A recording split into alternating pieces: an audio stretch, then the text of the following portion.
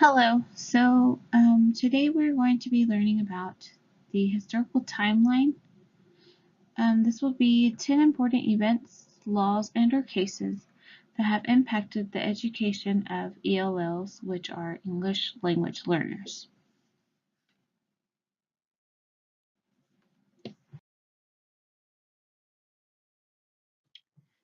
First, we will begin with the 14th Amendment. This was in 1868. It states that no state shall make or enforce any law which shall abridge the privilege or immunities of citizens of the United States, nor shall any state deprive any person of life, liberty, or property without due process of law, nor deny to any person within its jurisdiction the equal protection of the laws. Many of the cases that we're going to discuss in this section, they are pretty much based off of the due process and the equal protection clauses of this 14th Amendment.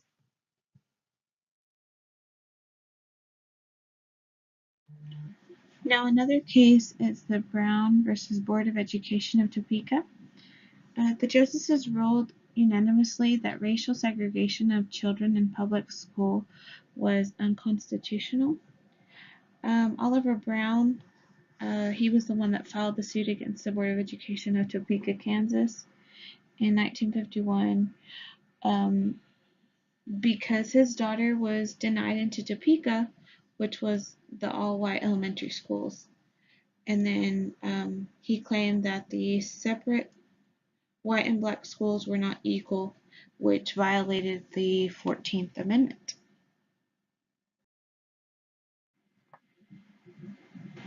Next, we move on to the Civil Rights Act.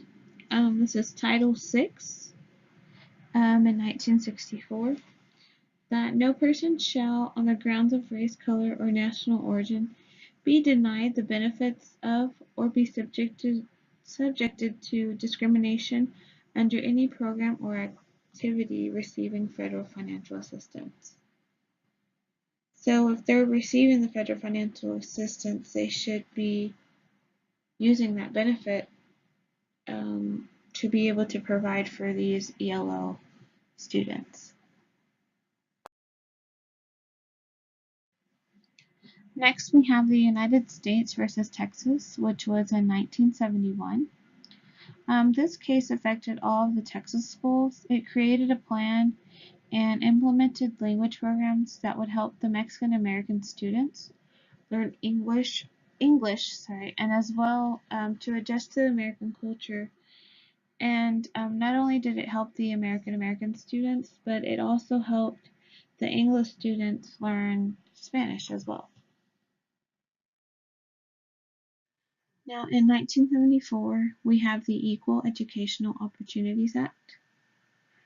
This act is a federal law that prohibits discrimination against faculty, staff, and students, including racial segregation of students, and it requires for the school districts to take action to overcome barriers to students and equal participation.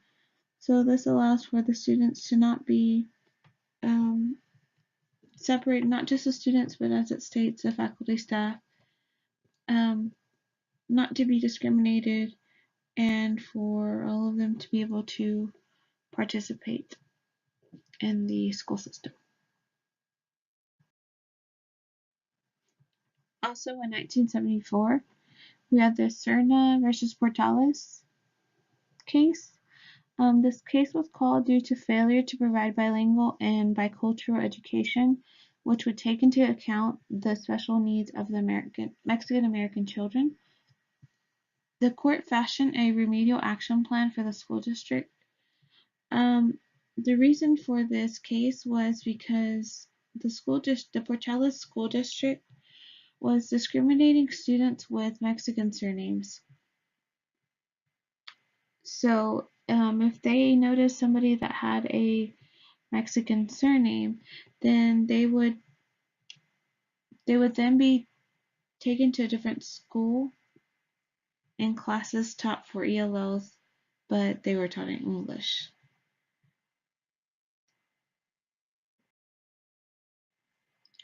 Rio versus Reed in 1978.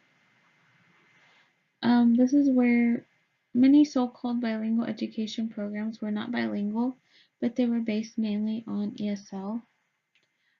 This made a strong case for offering bilingual education that is done right, it's done correctly.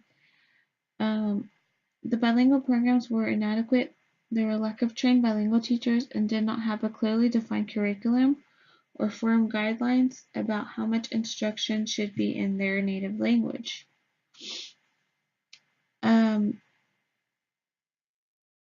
Office of the Civil Rights came in to make sure that the school district, was making improvements and following the correct way to offer the bilingual education.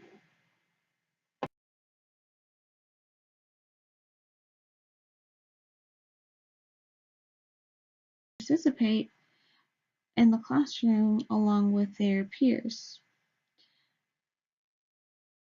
The outcome of the case is that they agreed on a three-part assessment to determine whether schools are taking appropriate actions to address the needs of those ELL students. Now, in 1987, Gomez versus Illinois State Board of Education. This court ruled that the state educational agencies must also comply with the three-point test established by the Castaneda versus Pickard. So more than likely they were not following the, rules as well to be able to offer the bilingual education program. So therefore they needed to do the three-point test in order to show their data.